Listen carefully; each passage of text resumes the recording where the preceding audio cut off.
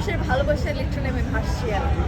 ভালো লাগছে। আমি তো প্রথম থেকেই বলে এসেছি যে আমি নিজেকে খুব লাকি মনে করি, কারণ যখন আমি কাজলেখা করেছিলাম আমাকে এই মিডিয়ারই অনেক মানুষজন কাছের বা আপনাদের সাংবাদিক ভাই বোনেরা যারা আছে আমাকে একটা কথা বলেছিল যে আপু আপনি প্রথম কাজলেখা করে মানুষের কাছে যে জায়গাটা তৈরি করেছেন এটা বিগত অনেকের কেরিয়ারটা নাকি তারা দেখেছে। তো অনেকটা টাইম লাগে মানুষের কাছে পৌঁছাতে, যে আমি অ্যাজ এ চলচ্চিত্র নায়িকা হিসাবে বা আমি একটা কাজ করেছি।